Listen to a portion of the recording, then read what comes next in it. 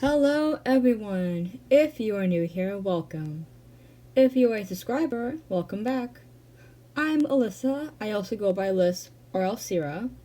My pronouns, as always described in the description below, are they, she. Today I'll be talking about one of my favorite characters who will soon be making his live action debut later this year.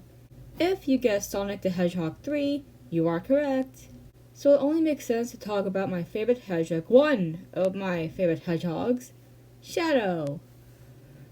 But I will not only be talking about why I like Shadow, I will also be going into his portrayal throughout the media, video games, shows, comics. I will be referencing the hero's journey, the villain's journey, and a particular aspect that isn't quite looked into, especially on a character like Shadow.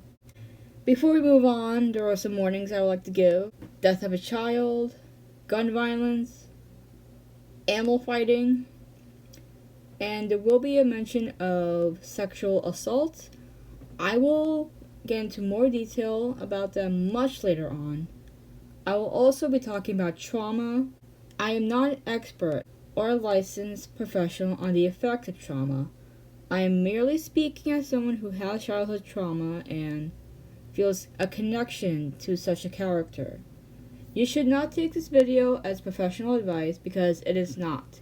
Additionally, this video is an analysis of a well-known character, and it should be noted that this is an opinion based on the interpretation of the facts. You do not have to agree with me.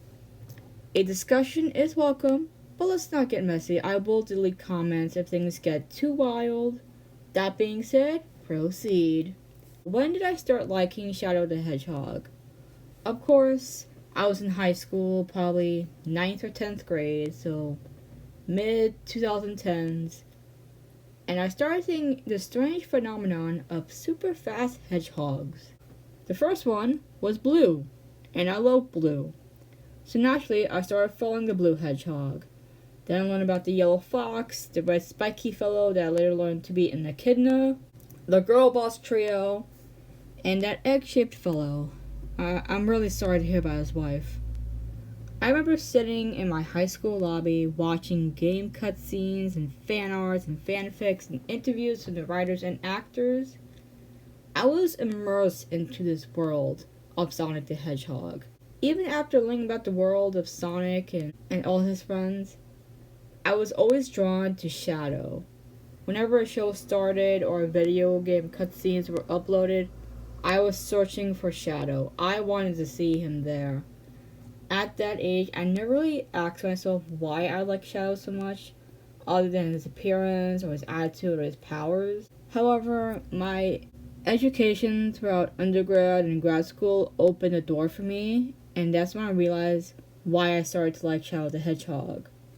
He represented a part of me. Before I continue, for those who haven't played the games or watched the cutscenes or shows, there may be spoilers. Please refer to a Wiki or a Wikipedia article on Shadow. I'll link my sources down below before continuing on. There is so much to cover and so much media on Shadow. I'll mostly be referring to Sonic Adventure 2, Shadow the Hedgehog video game, Sonic the Hedgehog 2006, Sonic X, Sonic Boom, Sonic Prime. And even though this is a fan-made film, I'll also be referring to the film Project Shadow. Very likely, this video will be uploaded for the movie's December release, so unless the trailer is released before this video is uploaded, only expect the mid-credit scene from the second movie. I'll have links to these pasted down below. If for any reason I get something wrong, please correct me in the comments. We all live and learn from our mistakes. For those who have no idea who Shadow the Hedgehog is or the world of Sonic the Hedgehog, that's okay. I'll give a brief description on Shadow. If you're interested, go right ahead and learn about the lore. I'll give you 2 months. Once known as Project Shadow, he is an ageless creature in the form of an anthropomorphic hedgehog with black and red quills. He roller skates. By the way, he roller skates. They're air shoes. Wears gloves like Mickey Mouse. wears rings to conserve his energy, and first appeared in video game Sonic Adventure 2. Shadow is also known as the ultimate life form. We are not finished!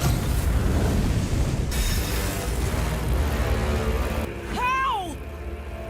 I am the ultimate life form. I'm not someone who goes solely for edgy attitudes and abrupt brutality. I like a character with substance. Shadow presents himself with a strong exterior, very tough, emotionless, and when we see characters with that kind of exterior, almost always there's a version of this character who wasn't like that, and something changed in a very profound way from that day forward. Something happened that changed us in a very deep and profound way from that day forward. As I talk about Shadow and his journeys, I'll be using this graphic. It is a great way to examine a character and their physical and psychological change. I know this graphic is hero's journey, but villains also follow this. However, not every character follows all the steps. Let's get into the first step, the ordinary world. When Shadow was created, his creator Dr. Gerald Robotnik initially intended for Shadow to be a weapon of some kind. In fact, Dr. Robotnik was commissioned by the government to work on such a project. However, his granddaughter Maria was born and she was diagnosed with NIDS, a neuroimmune deficiency syndrome, and she would eventually die. While Maria was fighting with her illness, Robotnik realized that she needed someone, so Project Shadow went from weapon to protector. I would say that Dr. Joe Robotnik would be Shadow's mentor. He is teaching him about the facts of life and how kind humanity can be. In that case, Maria could also be Shadow's mentor, being the person Shadow could count on and learn from. And Shadow will learn a very important lesson later on. Shadow and Maria grew up together as siblings and lived on the space colony Ark. We can assume that Shadow is learning about his powers, earning his shoes and using the inhibitor rings. He's learning how to use his powers for the purpose he was designed for. And they all live happily ever after. Until the government got involved. This is where we get into the call to adventure.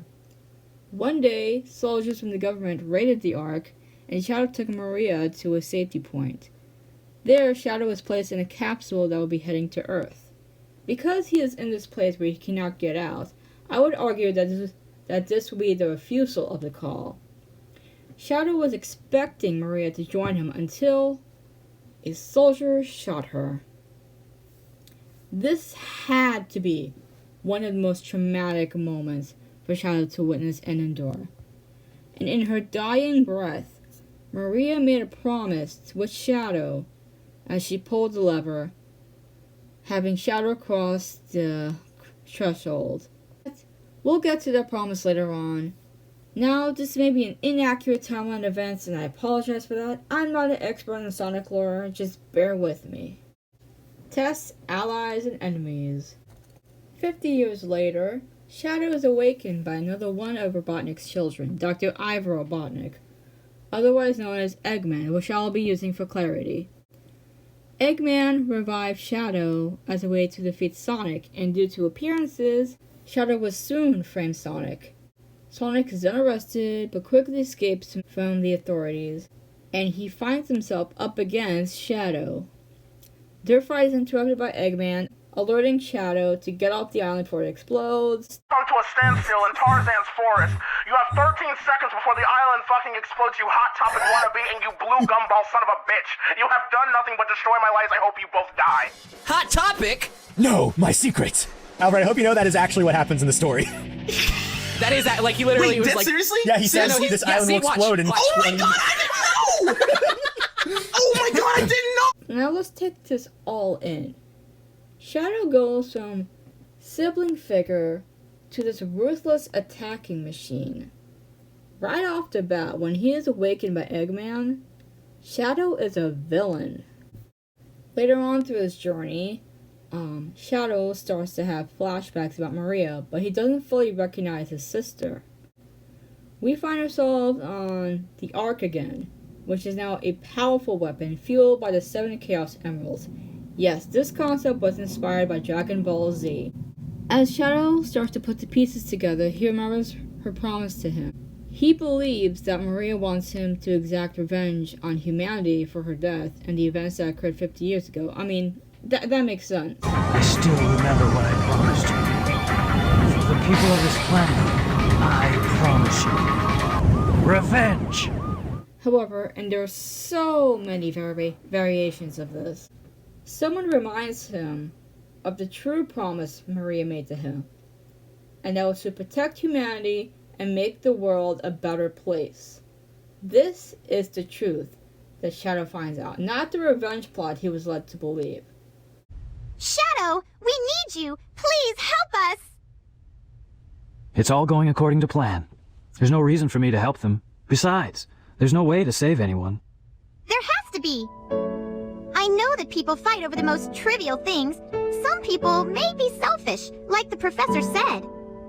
But they're basically good if they try their best and never give up on their wishes. They always have a reason to be happy. That's why you should help them out. Saving them is a good thing.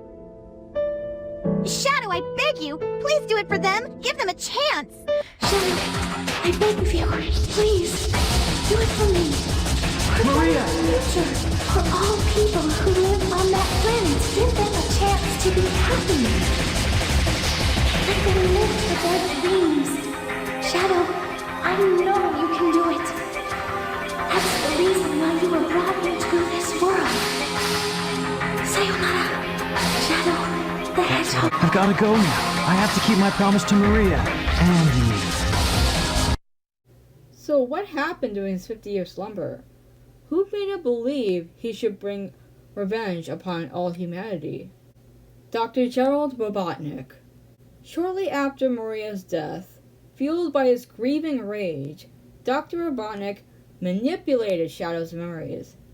So when the Hedgehog woke up, he would be on the path of total destruction against humanity and the entire world.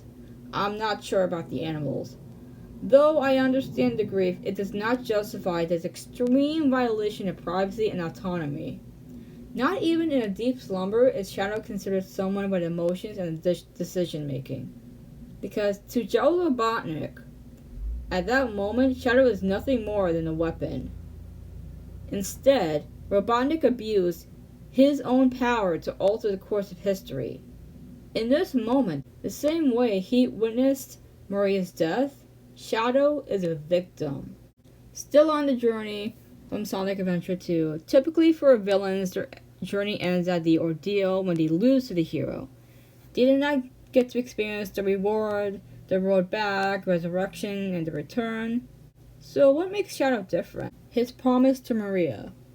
When he finds out the truth, he joins Sonic, and with the use of the Chaos Emeralds, they become Super Shadow and Super Sonic and save the world.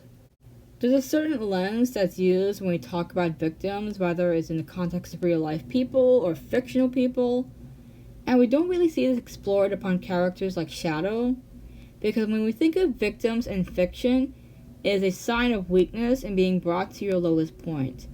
And I know, we don't like to see Shadow as someone with weakness, but his trauma, the events he endured and witnessed, combined with his strength and speed, is gonna take a toll on him. And that's okay.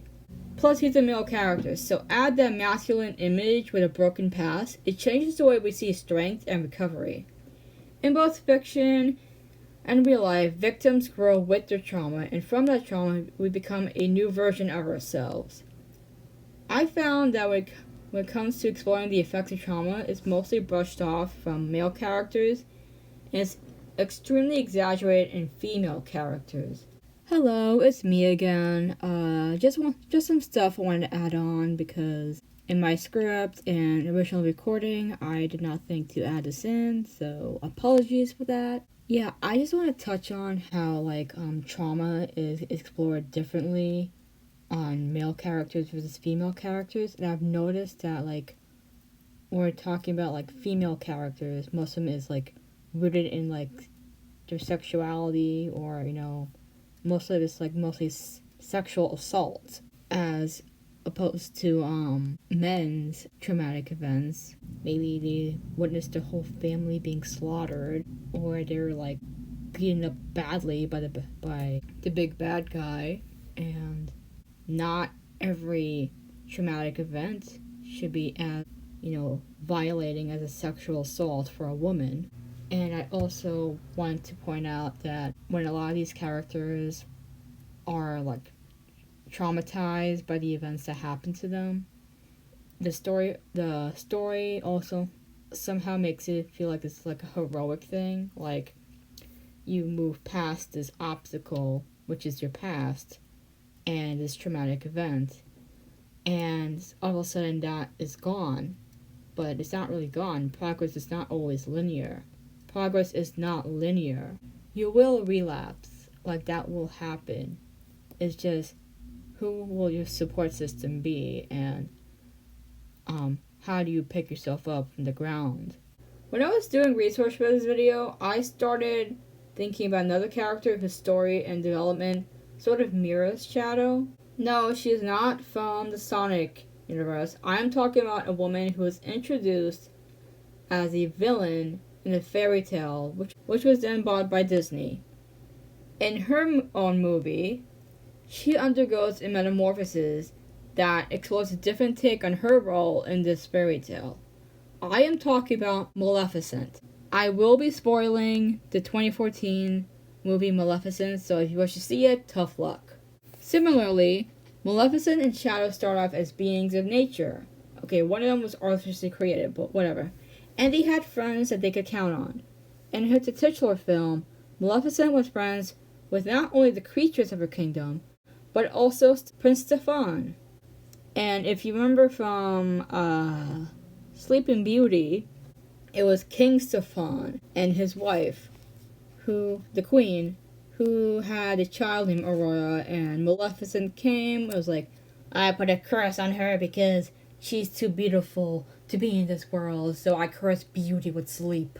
But back to her own film. Being a target of this kingdom, Maleficent depends on someone like Stefan to keep her company and give her protection, because, she trusts that Stefan wouldn't rat her out, and will hopefully change the kingdom's mind. That is, until Stefan cuts off Maleficent's wings so he can ascend to the throne. Maleficent is heartbroken and destroyed. The cutting off of her wings symbolizes a loss of innocence, similarly to how Shadow lost his innocence when he witnessed the death of his sibling. Maleficent is embroiled with rage and darkness, so much so that her once lush green kingdom transformed into that of thorns and vines.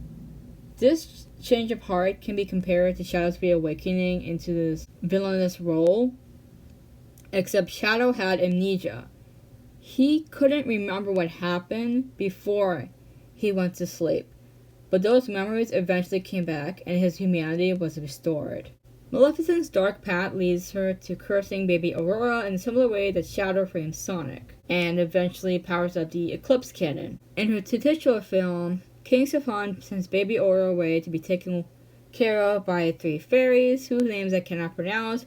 One of them sounds like a mix of thyme and tumbleweed. The 3 fairies suck at taking care of Aurora, so Maleficent steps in. Slowly but surely, Maleficent's heart starts to warm up and she begins to feel remorse for her action. One night, she tries to remove the curse, only to discover the curse's limitations. I can think of a few examples that broke Shadow of his revenge goal, and there are various versions of this in the Sonic media. In Sonic X, Chris Thorndike helped Shadow realize the true promise he made to Maria. In Sonic Adventure 2, I believe it was Amy who got through to him. It's with this knowledge that Shadow realizes that his false belief of destroying the planet was about to come true. So he teams up with the least likely ally, Sonic. Just wanted to stay here for a moment on more analogies. We can say that King Stefan represents Dr. Joel Robotnik, where Robotnik went from paternal figure to someone hell-bent on revenge. Like how Maleficent and her army fought against King Stefan and his army, Shadow and Sonic beat up Guardian Units of Nations, and used the Chaos Emeralds to become Super Shadow and Super Sonic, ultimately saving the world. If you're curious about Maleficent, the king is dead, and sleeping Aurora is not awakened by the kiss of a prince, but rather the kiss of a mother, and that mother is Maleficent. If we're still following this train of thought, we can say that even though Shadow has caused this much damage and even tried to get him arrested, Sonic still trusted him and welcomed him as an ally. This is telling, very telling of Sonic's character, and I think Sonic's nature and generosity reminded Shadow of Maria. I mean, would you be kind to the person who framed you for theft and almost had you killed? Like, Sonic is way too kind. Also, the world is about to end, so yeah, not many choices there. Shadow's own game explores his backstory in full depth, as much as it can. I mean, there's so much to uncover. Basically, it's the same thing I told you, except we're dealing with his ancestor Black Doom. The plotline here is that every 50 years there's a festival and a comet appears. That comet is connected to Black Doom, whose blood was used in the creation of Shadow. Black Doom's goal is to destroy the world, and Shadow has amnesia, so he has no idea what's going on, and has no choice but to trust Black Doom. The game is split into multiple storylines arranged by a moral alignment, from dark, semi-dark, neutral, semi-hero, hero, and the ultimate ending. Through each ending, we see Shadow go from world destroyer to depressed to heroic, even a protector of a legacy. But it's the ultimate ending that tells it all for me. Here, Black Doom suspended movement of Shadow's allies, so now Shadow must face up to his bloodline. Eventually, Black Doom is defeated, and Super Shadow saves the world by destroying the comet with the Ark / Eclipse Cannon. Happy New Year!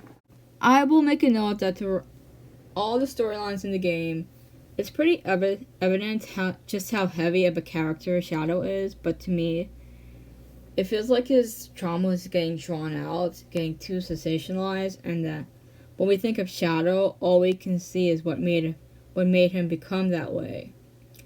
And there's so much more to explore about him. Now that I mentioned the hero's journey and the villain's journey, I think it was pretty much explained through all here. One of the main components in this journey is the mentor. Who were Shadow's mentors? I think they were pretty obvious. The Robotniks and Black Doom. It can be argued in some games that, like Sonic 06, Rouge acts as his mentor, guiding him through their mission and reassuring him during his lowest points. In some instances, Sonic also acts as his mentor, whether a Shadow liked that fact or not. In some shows, like Sonic Prime, Shadow seems to take on that mentorship role for Sonic.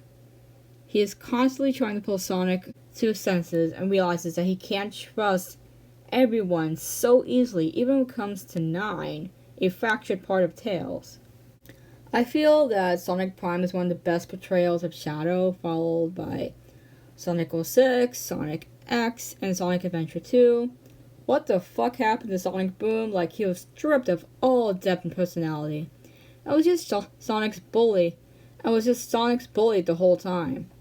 Not even any jokes, just some burns here and there. Like, his only purpose in that show, Sonic Boom, was for relevancy, and because he's a fan favorite. I was a bit mad that Rouge wasn't there. Shadow doesn't fully meet the criteria of a hero, and he leaves the path of the villain. So what does that make him?